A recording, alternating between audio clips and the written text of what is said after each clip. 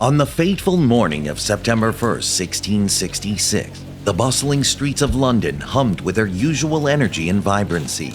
But then, as if summoned by some dark force, tragedy struck.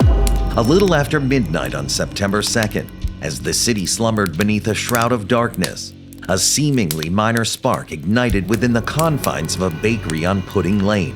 Suddenly, with a ferocity that seemed almost supernatural, flames erupted from the modest bakery, igniting a fire that would soon engulf the entire city. In the blink of an eye, the tranquil streets were transformed into a scene of chaos and terror as the Great Fire of London unleashed its fury upon the unsuspecting populace. 13,200 houses, each a testament to generations of toil and endeavor, were reduced to little more than ash and rubble. Even the most grandiose monuments to London's greatness were not spared from the fire's merciless destruction. The London of the 1660s was a bustling metropolis, teeming with around 350,000 inhabitants. It was also a time marked by frequent fires, though they were often swiftly quenched before they could cause significant damage. The frequency of these fires can be demonstrated by the mere lack of concern shown by the Lord Mayor of London at the time, Sir Thomas Bloodworth. Little did he know that this fire would become a defining moment unlike any other in the city's history. The Great Fire of London was not merely an isolated incident, but rather a combination of factors that conspired to create a perfect storm of destruction. The scorching summer sun had left the city dry, with not a drop of rain to quench its thirst. Meanwhile, the very architecture of London seemed tailor-made for disaster. Timber-framed buildings coated in a substance called pitch that's highly flammable, thatched roofs set precariously over narrow streets, and structures haphazardly clustered together without regard for safety. Homes jutted out over crowded roads, creating a network of combustible corridors, while sheds and yards overflowed with hay and straw, waiting to ignite at the slightest spark. Among these structures stood the modest bakery of Thomas Foreigner, the King's baker, nestled in the heart of Pudding Lane. That fateful night, Foreigner had retired to his bed, leaving the embers of his oven smoldering in anticipation of the day ahead. Though he later claimed to have extinguished the flames, one theory suggests that a single spark from his oven may have ignited a nearby pile of fuel, setting the stage for a disaster. As the clock struck 1 a.m., the Foreigner family awoke to a nightmare, a swirl of smoke rising from the bakery below. Despite Thomas's attempts to douse the flames, his efforts were in vain. Within moments, their home was engulfed in a raging inferno, forcing the family to flee for their lives. Tragically, their maid, paralyzed by fear, at her end amidst the engulfing flames. Initially, the blaze sparked little concern. Like we mentioned earlier, fires were a common occurrence in the bustling city. But soon it became evident that this fire was unlike any other. The area around Pudding Lane was full of warehouses. Fueled by the parched summer air and fanned by a fierce eastward wind, the flames raced down Pudding Lane with terrifying speed, devouring everything in their path. Soon enough, the inferno reached Fish Hill, hungrily consuming warehouses stocked with volatile oils. Mayor Thomas Bloodworth, who had earlier dismissed the inferno with casual indifference, now found himself overwhelmed. "The fire overtakes us faster than we can do it," he lamented. With the flames spreading at an alarming rate, most Londoners abandoned efforts to combat them and instead focused on escape. They salvaged whatever belongings they could carry and fled. Samuel Pepys, a clerk to the Royal Navy and an eyewitness to the catastrophe, chronicled the unfolding disaster in his diary, providing a vivid account of the Great Fire. Like many others, Pepys initially dismissed the reports of a fire, deeming them unworthy of concern, and returned to sleep. However, his rude awakening came a few hours later, when he was confronted with the grim reality of destruction that lay in front of him. Shocked, Pepys wasted no time in making his way to the Palace of Whitehall to inform the king of the dire situation. Charles II, upon learning of the calamity, offered troops and issued orders for the Lord Mayor to create fire breaks by demolishing houses in the path of the flames.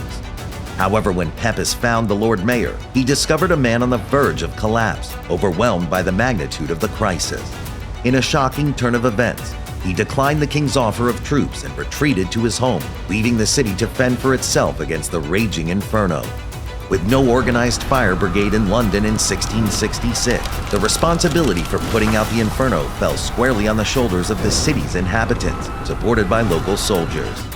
Armed with buckets of water, water squirts, and fire hoods, they fiercely fought to create fire breaks by demolishing buildings in the path of the blaze.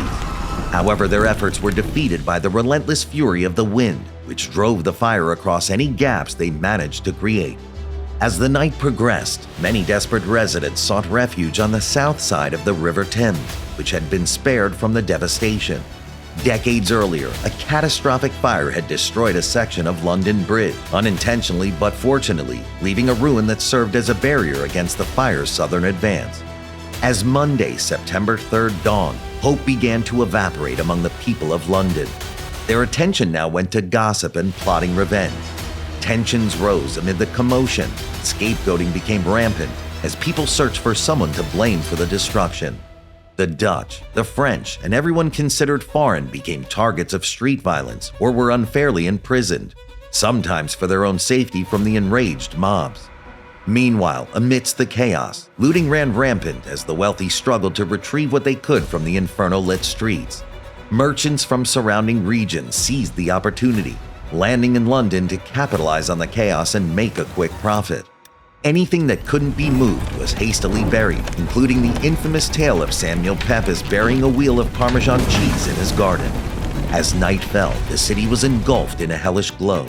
The fire's reach seemed boundless, resisting not only the wind, but even moving in the opposite direction, threatening to engulf the formidable gunpowder stores near the Tower of London. In a desperate bid to contain the inferno, the king's brother James took charge of the firefighting efforts by deploying troops. Yet despite their best efforts, neither the fire nor the wind showed any sign of slowing. By the following morning, the flames had crossed the Fleet River and were bearing down ferociously on Whitehall and the very throne itself.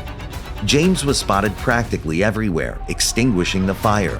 A report of him and the king manning the pumps for hours, up to their ankles in water, made them popular with the public. However, despite their valiant efforts, the fire proved relentless. By the evening of Tuesday, September 4th, the situation had taken a devastating turn. St. Paul's Cathedral, an iconic symbol of London's greatness, found itself engulfed by the inferno. By 9 p.m., the cathedral was surrounded by flames, its majestic roof and sturdy walls collapsing under the intense heat. The treasures and belongings stored within for safekeeping ignited, adding fuel to the already raging fire. With the fire creeping toward the Palace of Whitehall in the west, the royal household hastily packed their belongings, preparing for a desperate flight. Across the city, explosions were heard as buildings near the gunpowder stores were blown to smithereens. Yet on the brink of catastrophe, a miraculous twist of fate unfolded. Just before midnight, the wind suddenly shifted south and then subsided altogether. By Wednesday afternoon, the wind had completely died down, allowing firefighters to gain some sort of control over the blaze. Yet the damage had been done, and just like that, in less than 5 days, the vibrant heart of London lay in ruins, with nearly a third of it destroyed, leaving as many as 100,000 citizens homeless. Remarkably, official records account for only 6 deaths, though the true toll is likely much higher, with countless casualties left unrecorded. Throughout 1667, people labored to clear rubble and survey the charred remains. Planning new street layouts and drafting stringent building regulations consumed much of their time. The new rules were simple: no more wooden houses. They had to be brick, and the streets got wider too. Rebuilding the burned area of London spanned nearly 5 decades. St. Paul's Cathedral, the pride of London, wasn't finished until 1711. But from the ashes emerged a revitalized city with broader streets, more robust buildings, and upgraded infrastructure.